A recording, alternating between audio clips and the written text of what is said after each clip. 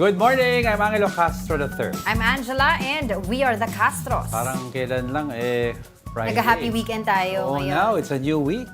Yes, and of course, mamaya abangan nila dahil marami tayong mga update tungkol naman sa yung bagyo, di ba? Ongoing bagyo si Aghon, no? Kasi marami tayong mga kababayan na stranded, na baha. And of course, we'll take a look at the weather also today. Nabigla rin tayo dito sa metro dahil yung ulan hindi tumitigil. Yes. As in literal na hindi tumitigil. Maybe at an hour or two at the most. And thankfully, ngayon, medyo nakikita natin si Haring Araw. Yeah. Diba? Right, we're serving you news in a countdown. All that before your second cup of coffee. This is Brunch.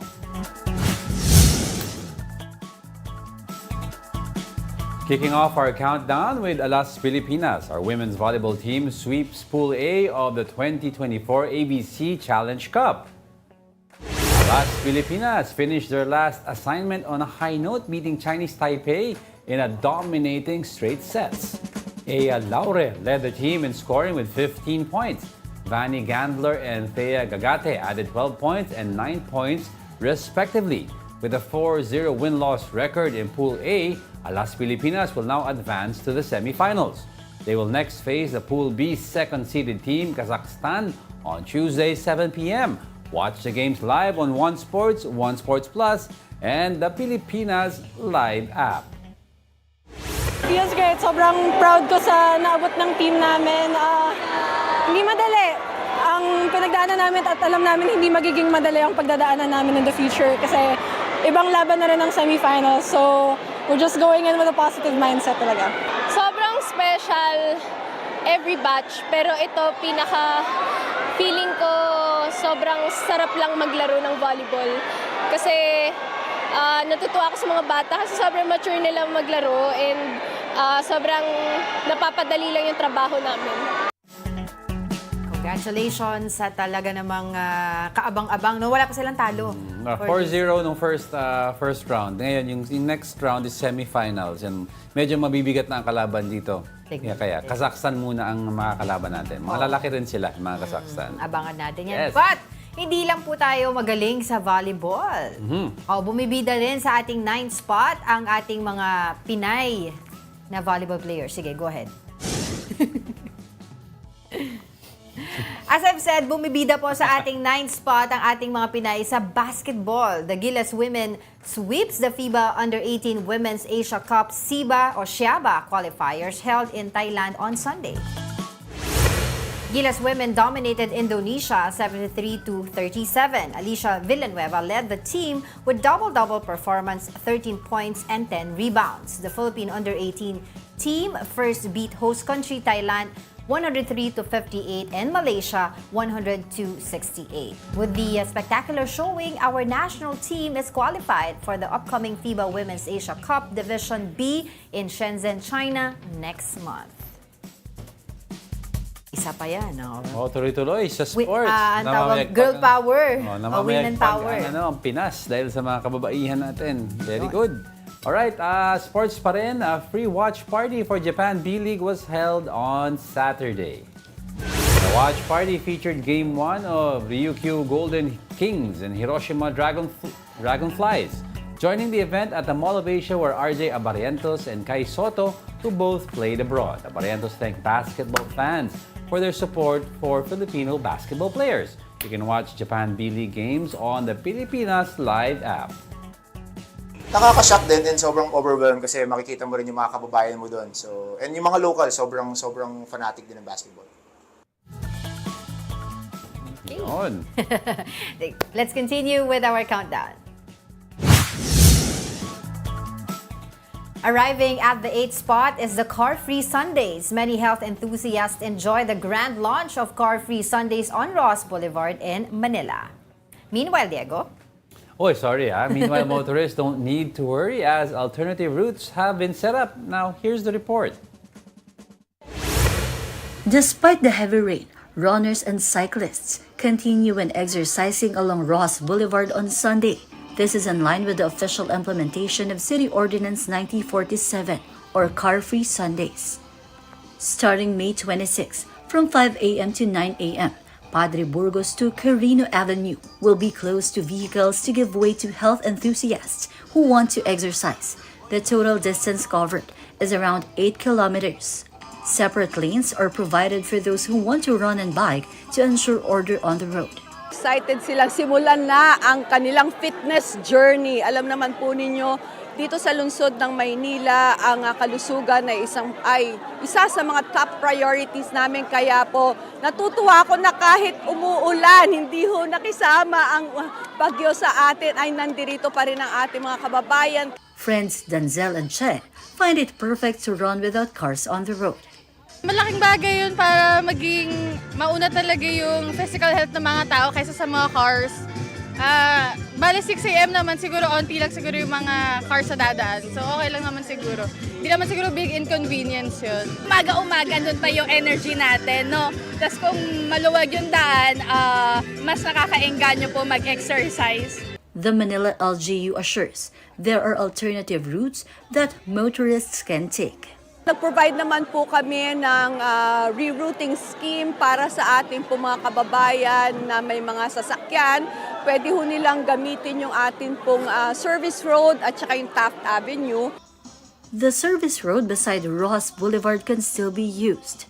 Motorists can also take Maria Orosa Street towards Calao or pass through MH Del Pilar. From the start, di ba, nung report natin, sabi ko, good idea yan, no? At least for a few hours, 5 to 9. Yeah, nagpahinga ang hangin sa usok, tapos may chance pa yung mga tao mag-bonding sa kalye, mag-exercise. May mga stalls daw din doon eh. Pero po yung mga talaga mag-workout, huwag na mag-stop sa stalls eh. Dadagdag lang kayo ng calories. Oo, parang it's a community talaga where they promote health and wellness. Like in the olden days, yung Ross Boulevard, pwede kasi ka mag-jogging yun doon. nga eh, di ba may mga narinig tayong kwento before. Ewan ko naabutan mo yun. Ako hindi ko na naabutan yung sa Ross Boulevard. May mga nag-exercise daw No, talaga yeah. doon. Oo. O eh ako kasi naabutan ko na yung traffic na Naabutan ko yan, magulo. every Sunday, exercise lanes noon yan. Naabutan ko naman yan, noong 80s. Alright, coming up. PIDEA warns the public about dangers of the drug called magic mushrooms. And let's get to know the latest situation in Quezon and Albay after experiencing the wrath of Tropical Storm Aghon. Yan. We are just getting started, mga kapatid. More of our top 10 news when Brunch returns. Keep it here on One News.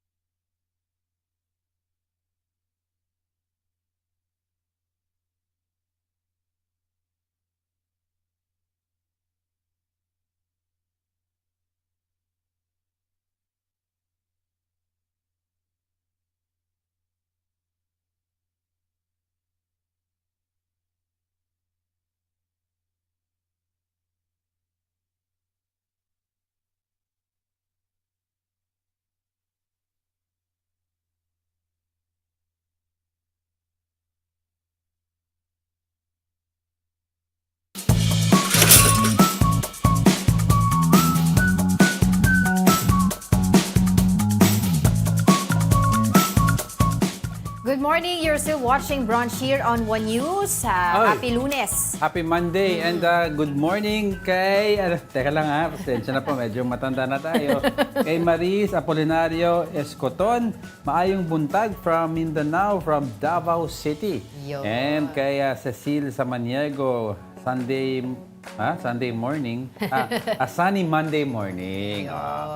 Oo, si Haring Araw kasi nakasilip na. That's right. And good morning po sa inyo lahat. Thank you for joining us here sa Brunch Shot and first episode of the week. Madaming balita pa rin. Maraming balita. And feel free to comment sa ating Facebook page and YouTube channel yung mga mahuhulaan nila na kasama sa ating top 10. Oh, nasa top 10 pa kaya ang nasa top 5 pa kaya ang Senate? Oo, yan ang alamin natin sa ating ngayong susunod na ating topic. Going straight to our 7th spot, Senate President Chis Escudero denies that the PIDEA leaks probe triggered the ouster of Senator Mig Zubiri as head of the chamber.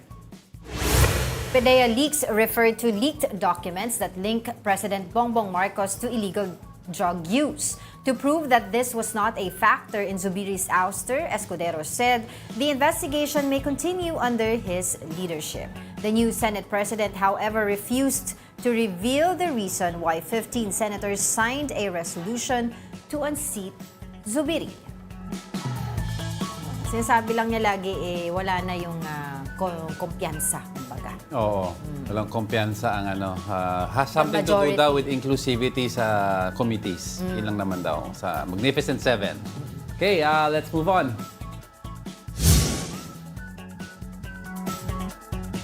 Ranking 6th in our countdown are the so-called magic mushrooms. The Philippine Drug Enforcement Agency, or PIDEA, warned the public about dangers of this particular drug. This after they confiscated 145,000 pesos worth of magic mushrooms in Bacnotan, La Union on May 18. 7 individuals, including one foreigner, were arrested in the operation. PIDEA said magic mushrooms were put in lollipops, chocolate bars, and gummy bears. Dealers sell this with claims of therapeutic benefits. Somewhere in La Union, therapeutic benefit. They were introducing it as part of therapy sessions for yoga or any similar activities. Nakakatakot po yan. To tell us more about this, we have PIDEA spokesperson Derek Carrion on the line joining us this morning. Good morning. Good morning, sir. Ma'am, good morning po. Yes. Yeah, all right. Let's get right to it. Tama ba na that these magic mushrooms are party or psychedelic drugs na sold in tourist sites like in the La Union area? Yes, sir. That is one of the sites where these magic mushrooms were found to have been sold by our operatives. But of course, it's not just limited to that area, definitely. Yeah, so I heard though that they are sold with put in several candies, but are they also sold, kasi alam ko nung unang panahon medyong sumisikat na tong drug na to, are they also, may na-encounter po kayo na yung mushrooms itself na binibenta para direct ang pag-ingest ng mga tao? Well, fairly long time ago, meron na pong incident nito, sir. In fact, it dates as far back as my early service in PIDEA. I do remember an incident in 2008 or so. And then several years or a number of years after, meron po ulit. In fact, nabanggit ko po in an earlier interview in another program na ito nga, sir, ma'am, napag-alaman namin, it's endemic. It's fungi. It's also, it can also grow even in animal dung. Pasintabi sa mga nagme-merienda po. Okay. But have we identified na po ba yung main source nitong magic mushroom? Well, ma'am, that is still the subject of an ongoing investigation by the operating units that conducted this operation. However, we are not discounting the fact that they are in fact trying. Hindi ko alam kung masasabi kong parang networking kasi nung na-interview ko po yung head ng operating unit natin na nag-conduct nitong operation last May 18, it was found out na kasama daw po doon sa therapeutic sessions na ginagawa nila doon sa La Union, meron pa pala umanong parang pa-seminar on how to grow these mushrooms. And this is alarming because lumalabas parang may certificate of participation pa daw po yung mga nag-attend. So, teka muna, ano balak nila rito? Gagawin nila para negosyo talaga? Ay di kaya, sir, na kung medyo kulang sa education yung mga ibang tao sa area na yan because if they're not aware that this is an illegal drug, they're openly participating in events like this. Well, ang nangyari po kasi, sir, I think they were trying to pass it off as something like therapeutic product with akin to, let's say, for instance, medical cannabis in cannabis oil. Pero sir, even under existing regulations, medical cannabis is not yet allowed under Philippine laws. So, by the same token, ito naman po, it is a Schedule 1 drug. Okay. And included in the 1971 United Nations Convention on Psychotropic Substances. Okay. So, medyo mahirap po ito talaga. It's a dangerous drug. Ang panawagan lang po natin sa publiko is maging mas maingat po tayo kapag inaalok tayo ng mga ganito na umano ay may therapeutic effect. Pero kapag may kakaiba na silang nararamdaman, it might be too late in the day, lalo na kung ang kanilang hanap buhay ay mayroon ding periodic na drug testing. Madadali po sila. Opo. Nabanggit nyo nga po, no, they're growing the mushrooms. May mga areas po, no, dyan sa La Union, ang talaga nagtatanim nitong mushroom.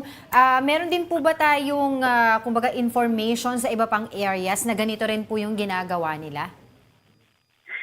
We're looking into this, ma'am. Definitely, this might not be just an isolated incident. So, it's, as I said, it's the subject of an ongoing investigation by our Special Enforcement Service under Director Rogelito Daculia, who undertook that operation in tandem with other law enforcement units last May 18.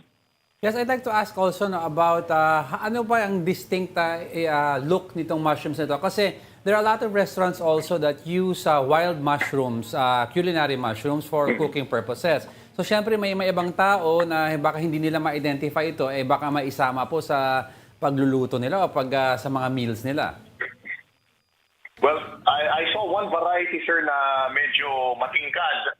Pero yung iba po na nakita namin na sampling, parang common fungi nga po yung itsura. So medyo delikado, sir. Like what you're showing right now on TV, I'm monitoring our program, sir. Yes. It can be highly probable na ganyan din yung forma. Baka naman po kasi, some innovations have been made. Yeah. Baka nag-cross breed sila or something para lumabas na common product siya.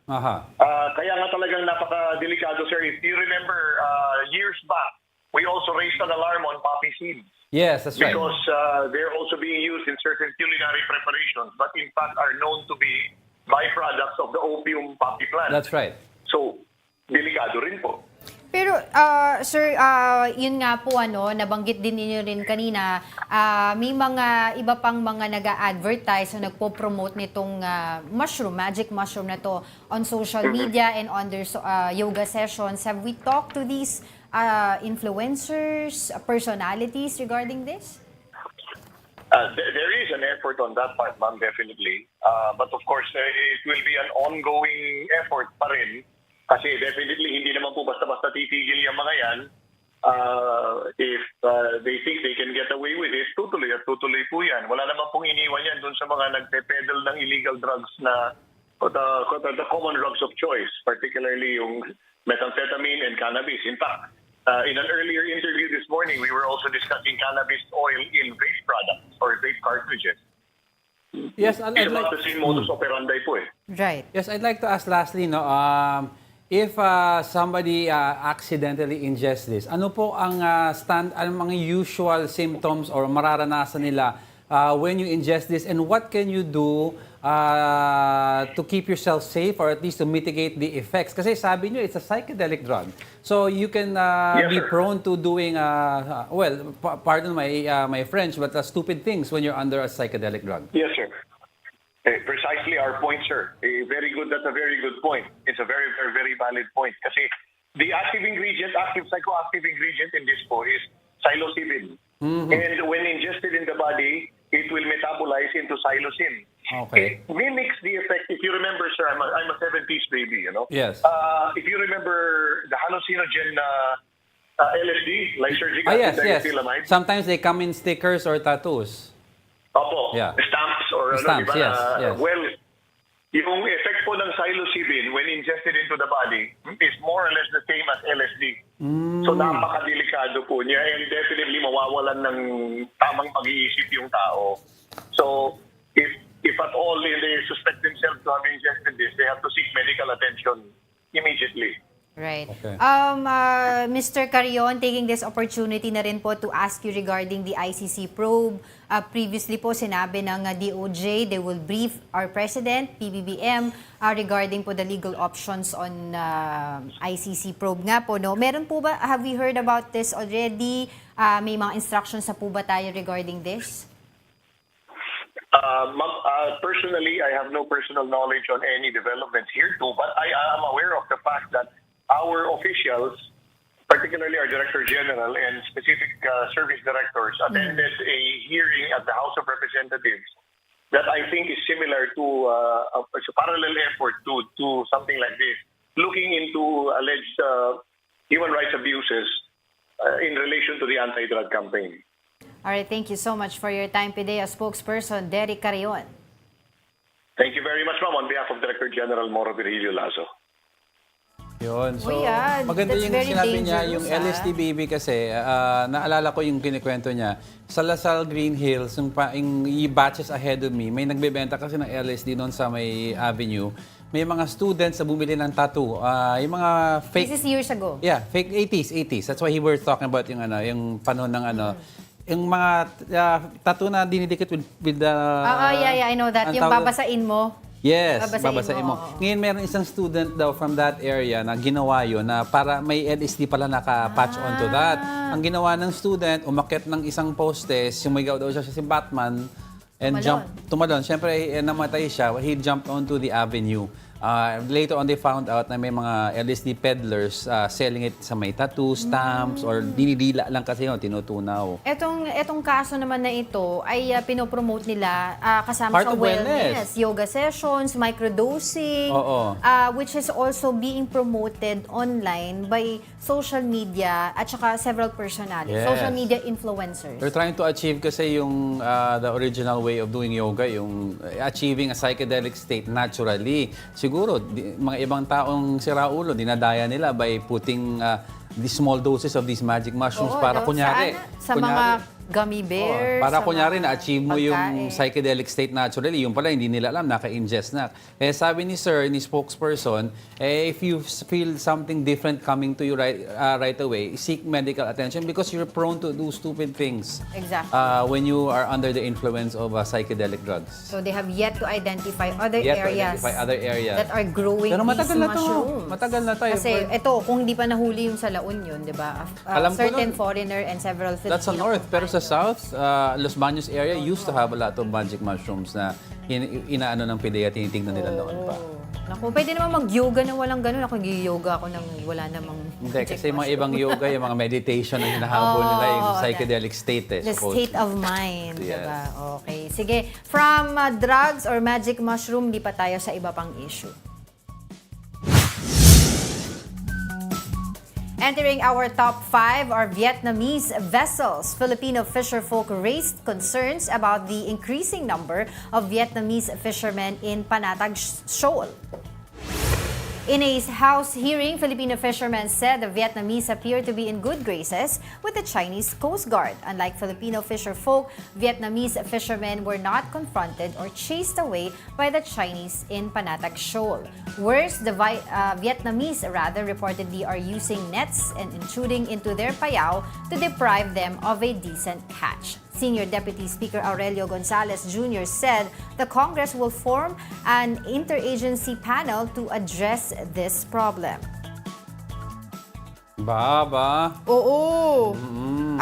Nakikita nga, sinama yan dun sa, kasi nagkaroon nga ng congressional hearing regarding dun sa gentleman's agreement. At isinama yung mga stakeholders. Kasama dyan, of course, yung mga fishermen natin na talagang, nakaka-experience ng mga pangaharas Deeply dyan sa affected by this. West Philippine Sea. And they've said nga na visible nga ang Vietnamese dyan. And they're using, I was reading it yesterday, yung super light.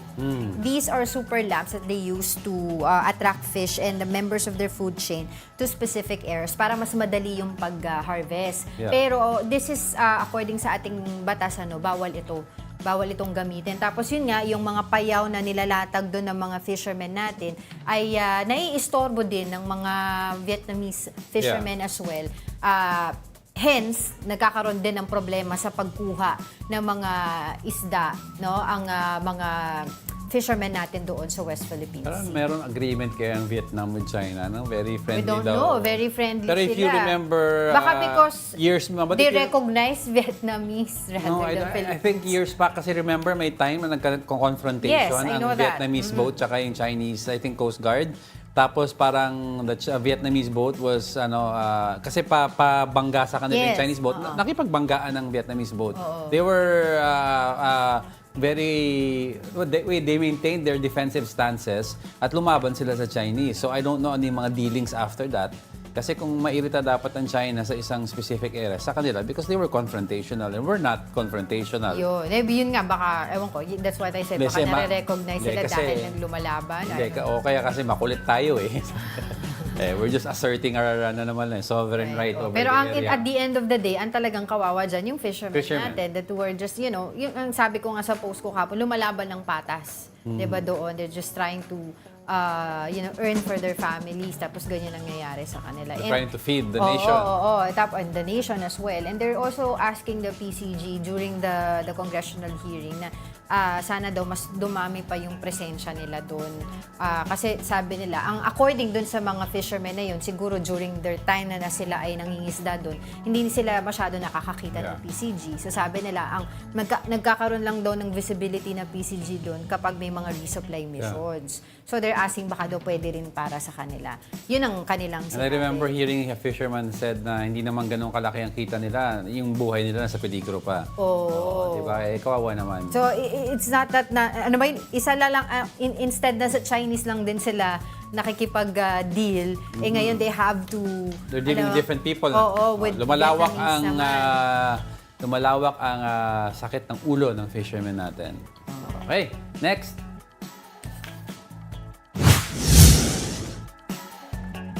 Heating up on our fourth spot, the Foreign Affairs Department hits China over its new trespassing policy. The DFA says this is a violation of international laws. According to the agency, Beijing cannot enforce its own laws with a sovereign state's territory. Recall that China has allowed its Coast Guard to detain any foreign trespassers within its claimed territory. The new policy came after the successful civilian mission in the West Philippine Sea. Nako, ayan na. That it's going to be implemented according sa kanila by June 15. June 15, yeah. And as far as last week ata, hindi pa nakaka-receive ang Philippine government ng full translation nitong guidelines ng Chinese Coast Guard dyan sa West Philippine Sea. So sabi nga ng mga officials, they will react talaga kapag na-receive nila yung full translation ng batas na yun, ng guidelines na yun. So, June 15 ang sinabi nila. And it triggered because of the Atento Coalition daw, di ba, na pagpunta doon. At sabi nga nila, di ba, parang may pag-threat pa na wag daw abusuhin yung kabaitan nila. So, yun ang ating... Nahiya naman ako. Kaya... Pero siguro, I think what some foreign analysts are saying is because siguro China has realized that their current reaction of water cannoning and other things that the Coast Guard is doing, hindi daw gumagana sa Philippine side because we are still continuing to send smaller vessels than bigger vessels. And hindi tayo nade-deter. So siguro they're gonna try a different approach. Pero, di ba, ang point dito is what's going to happen pag dinetain mo ang fishermen natin? Will you keep them in detention for a long time? I-release nyo baka agad sa Philippine government? Will you... Kasi 60 days daw without trial. They can do that according dun sa guidelines nila.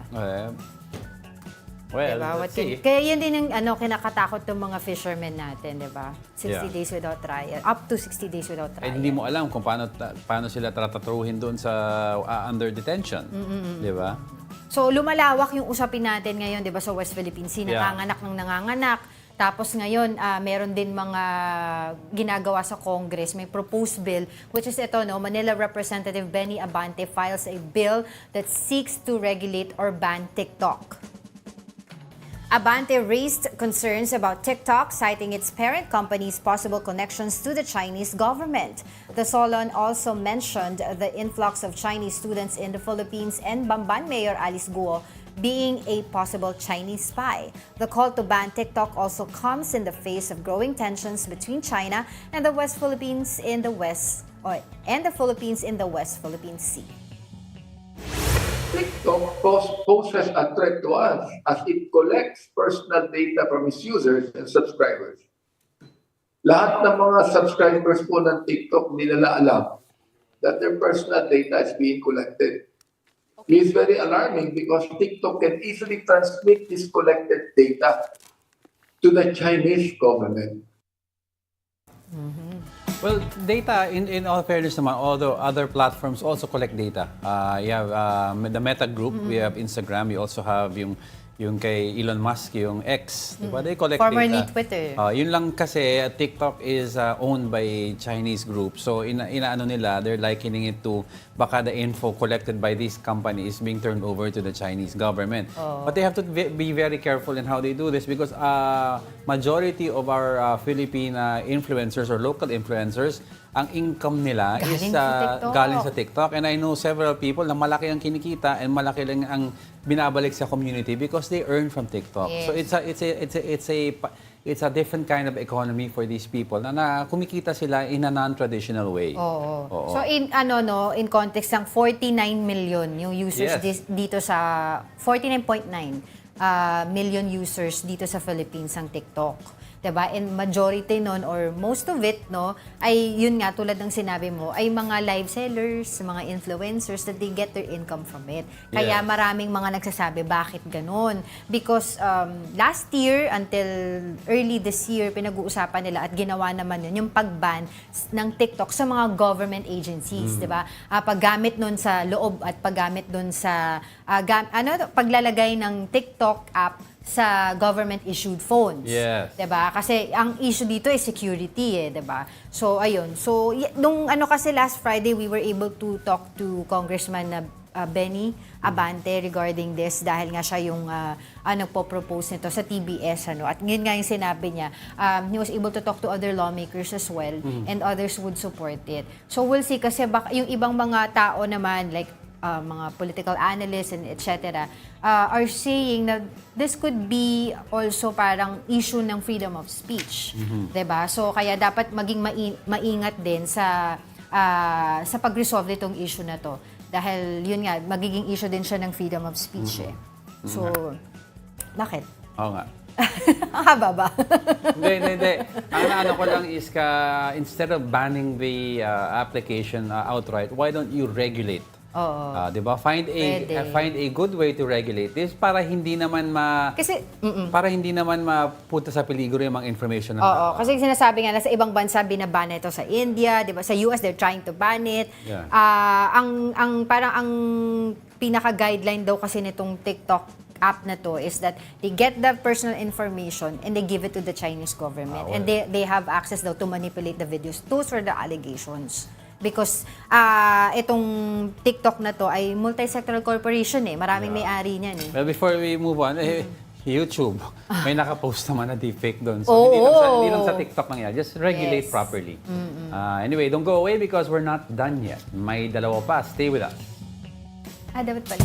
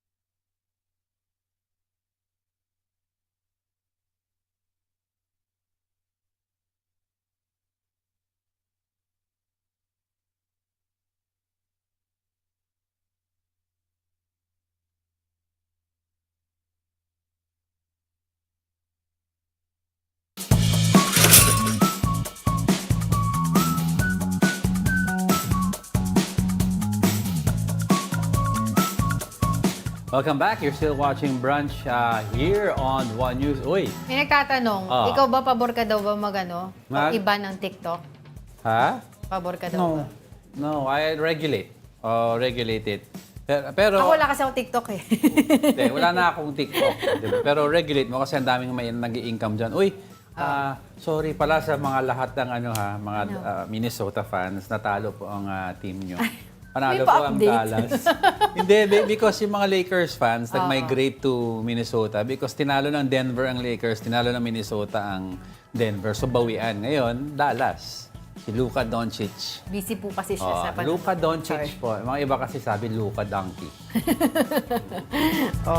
Sige, good morning sa mga nanonood sa atin yung ating We have with usual us si suspects. Maris Apolinario Escoton nga from Davao and Jaime Barcelano. Good morning. Okay, eto na po, dun sa mga nag-aabang ng update tungkol sa Typhoon Aghon.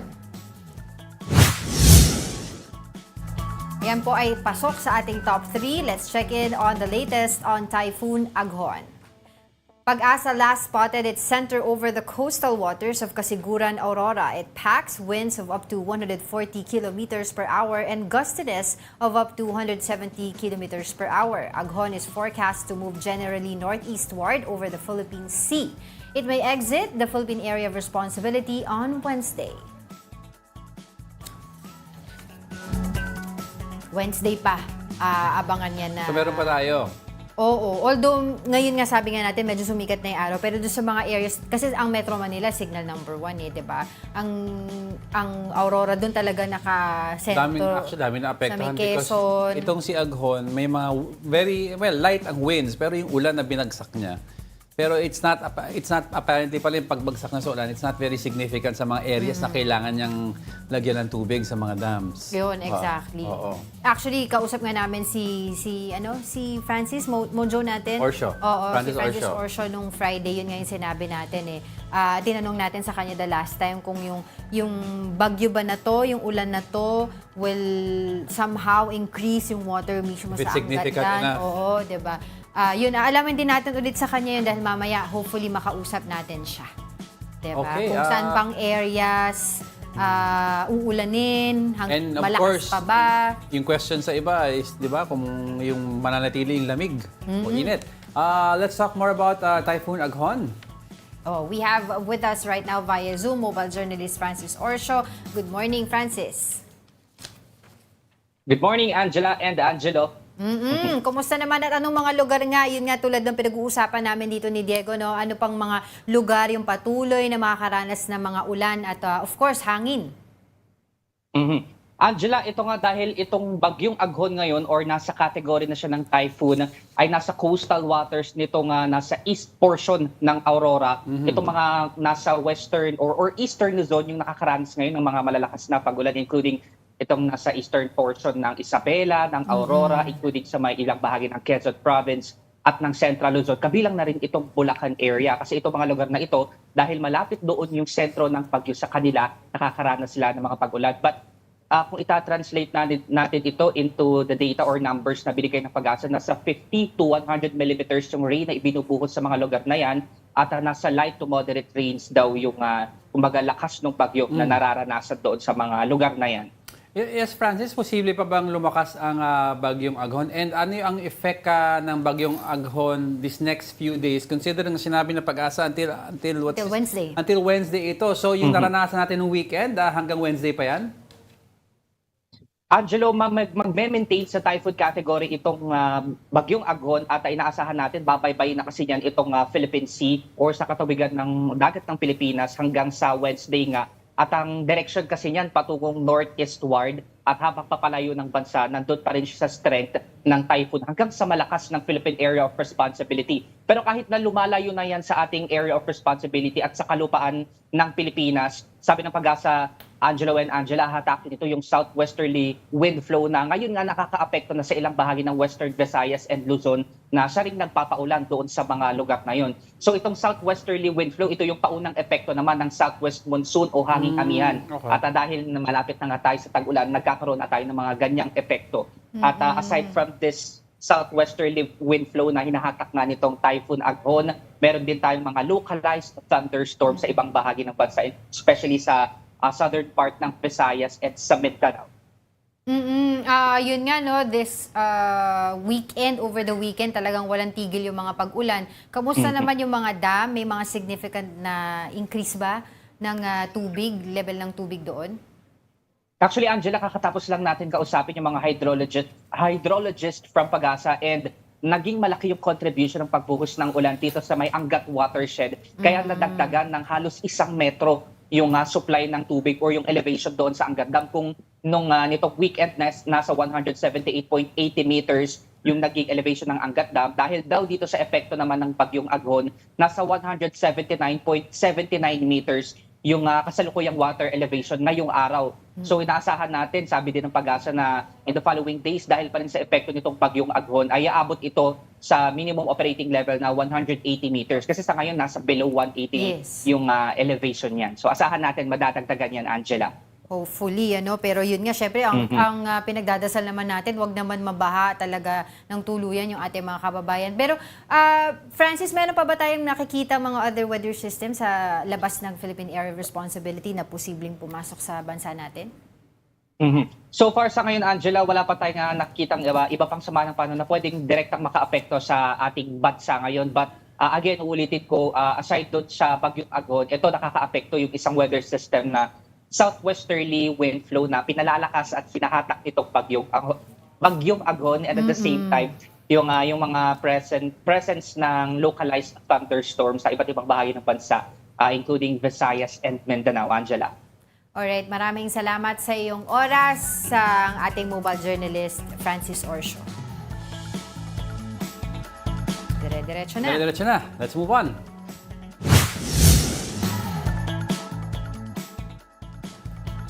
Ranking second in our countdown is electricity during Tropical Storm Aghon. Meralco assured its customers that they are ready to respond to power-related concerns amid the wrath of Aghon. Meralco spokesperson Joe Zaldariaga said their crews are on standby to attend to power outages and other troubles caused by the storm. The Electric Power Distribution Company also gave tips on electrical devices and appliances in case of flooding. This includes ensuring the main electrical power switch break is off, unplugging appliances from wall sockets, removing mud and dirt from service equipment, or the main circuit breaker using rubber gloves and rubber-soled shoes, and ensuring that electrical wires, connectors, and other wiring devices are completely dry. When all electrical wires and accessories are dried and clean, ask a licensed electrical or electrician to check the wiring system.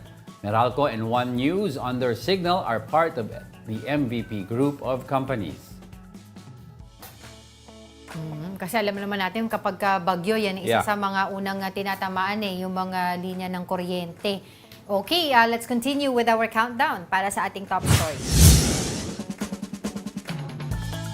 Our top story for today is the impact of Tropical Storm Aghon. Its torrential rain and strong winds caused flooding and destruction of properties in Quezon and Albay. Here's the report. Motorists along South Luzon Expressway or XLEX experienced heavy traffic yesterday. This is because of flood caused by Tropical Storm Aghon.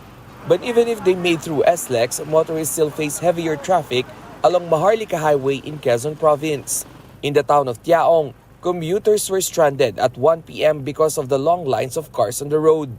Meanwhile, in Candelaria, Quezon, some properties like the Sari-Sari store were almost destroyed because of fallen trees and branches. Affected families in the town of Alabat, Atimonan, Candelaria, as well as Humalig, Lucena City, Patnanungan, and Polillo have already been evacuated. Meron po tayong naitala at presence na total of 232 families and 1,134 individuals na currently residing sa mga evacuation center. In Ginobatan, Albay, residents are worried about their bridge in Barangay Tandarora amid the wrath of Aghon. The bridge connecting their barangay to Poblacion usually submerged during heavy rain. Since 2022, the bridge was damaged 5 times by multiple storms. That is why residents are urging their local government to increase the height of the bridge. Nangangamba po kami kasi yung sa Mayon po, yung galing sa Mayon na tubig, dito po binabagsak yung ano. Kaya napakadelikado po dito sa amin. Nahihirapan po yung mga tricycle pag umano po yung tubig dito, mataas sa rough road po yung dadaanan. Nasisira yung daanan po. Ginobatan Mayor Paul Garcia vowed to make a new bridge next year. Itataas lang siya, level sa dike. Kasi every time napuputol yan. Oo. Bakit po? Kasi yun nga dinadaanan nila is mismong gali. So, kumbaga yung ginawa ng LGU is only temporary para mapadali ang pagtawid nila. 4,000 passengers in Matnog Port in Sorsogon were stranded because of the bad weather. Some were hopeful they can still sail to Visayas and Mindanao despite the wrath of Tropical Storm Aghon, while some chose to sleep in their vehicles while waiting for the weather to be better. So, grabe po yung pawis ng baby ko. No choice kasi puyat din kami sa biyahe, kaya itutulong namin talaga. Nagbaon kami, pero syempre hindi naman enough yung dala namin pagkain. Operations in Matnog Port will be back to normal once the weather improves. Okay, hopefully later on makakuha tayo ng listahan ng mga klase na suspended due to the typhoon.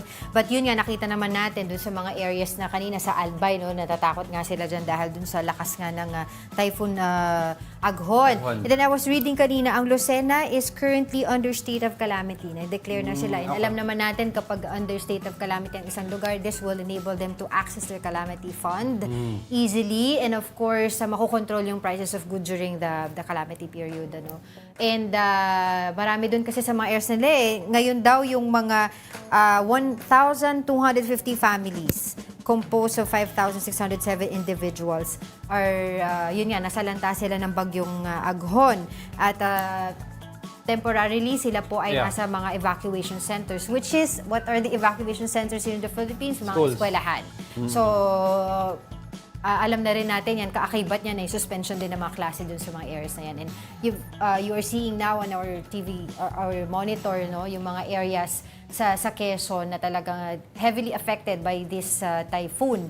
Naglaglagan yung mga puno. Meron pa tayong nabalitaan, di ba, kasama din sa report yung matagal na, yung 100 plus years old na puno na nabuwag din dahil nga dito sa Typhoon Aghon. Although we were properly warned naman by Pag-asa. It's just that nabigla rin yung mga tao. It's because kakagaling, as in the day before, kakagaling mo lang sa heat index na umaabot sa mga 39, 38, 40. So from heat all the way to biglang bumagyo ng ganyan. Buhos ng ulan. Buhos ng ulan, hindi tumigil, diba? And then you could see yung impact sa screens natin.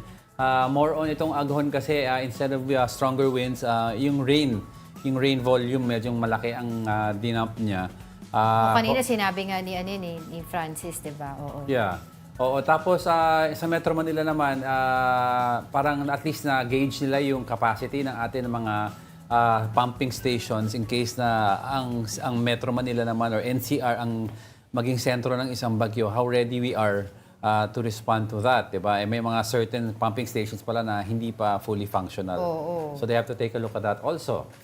Exactly. So, ayun nga, no, Lucena, isa pa lang yan sa sinasabi Lucena, ko na nag-declare ng under state of calamity. And we will know also the rest, hopefully, kasi we're trying to contact ang PDRRMO ng Quezon, yung department head nila, to get more information regarding this, diba? Kung anong area pa yung lubog sa baha, ilang families ba ngayon ang nasa evacuation centers, meron ba tayong casualty? Sana wala, diba? Yun yung mga inaano natin dyan, yung linya ng komunikasyon nila, yung kuryente.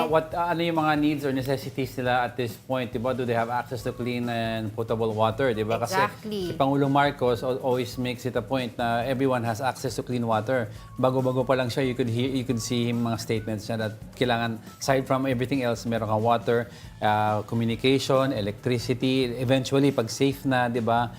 Decent house, place to live in, and food.